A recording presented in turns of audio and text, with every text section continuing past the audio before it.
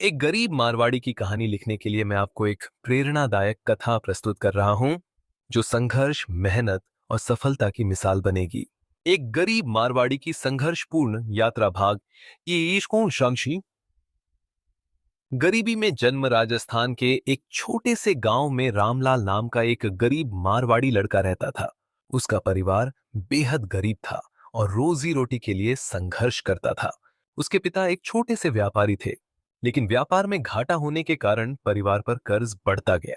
रामलाल के घर में खाने के भी लाले पड़ने लगे, लेकिन उसकी मां हमेशा कहती, बेटा, ईमानदारी और मेहनत से कुछ भी हासिल किया जा सकता है। रामलाल को पढ़ने का बहुत शौक था, लेकिन पैसे की कमी के कारण उसे आधी पढ़ाई के बाद छोड़ना पड़ा। गांव में कोई बड़ा अवसर नहीं था, इसलिए उसने अपने पिता की छोटी सी दुकान में हाथ बंटाना शुरू कर दिया। लेकिन उसे मालूम था कि केवल छोटी दुकान से वह अपनी तकदीर नहीं बदल सकता। भाग 2। संघर्ष की शुरुआत। 17 साल की उम्र में रामलाल ने तय किया कि वह बड़े शहर जाकर कुछ बड़ा करेगा। उसने अपनी मां से आशीर्वाद लिया और जो भी थोड़े बहुत पैसे थे उन्हें लेकर जयपुर चला गया। शहर में पहुंचते ही उसने देखा कि वहां बहुत बड़े बड़े व्यापारी हैं, जिनके पास लाखों करोड़ों का व्यापार है। रामलाल को कोई काम नहीं मिल रहा था। कई दिनों तक भूखा प्यासा रहने के बाद उसे एक कपड़ा व्यापारी की दुकान पर नौकर की नौकरी मिल गई।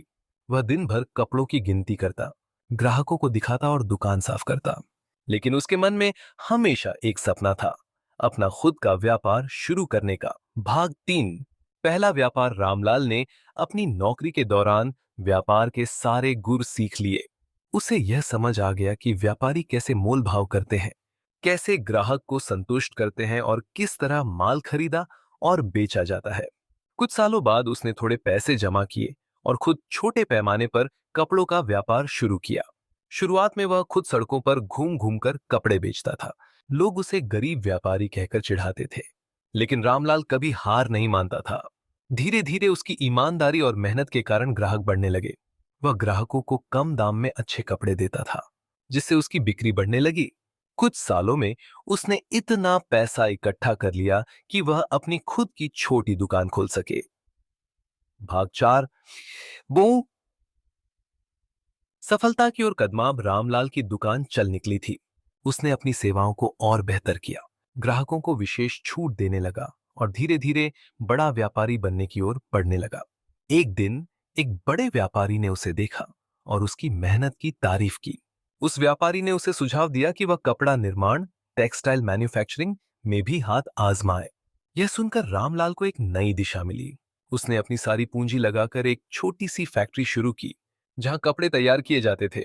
शुरू में उसे कई दिक्कतों का सामना करना पड़ा। मशीनें खराब हो जाती, कच्चा माल महंगा पड़ता, लेकिन उसने हिम्मत नहीं हारी। भाग 5। खानदान करोड़पति बनने की यात्रा। कई सालों की मेहनत के बाद रामलाल का व्यापार एक नया मुकाम हासिल करने लगा। उसकी बनाई हुई फैक्ट्री अब शहर की सबसे बड़ी कपड़ा निर्माण कंपनी बन चुकी थी।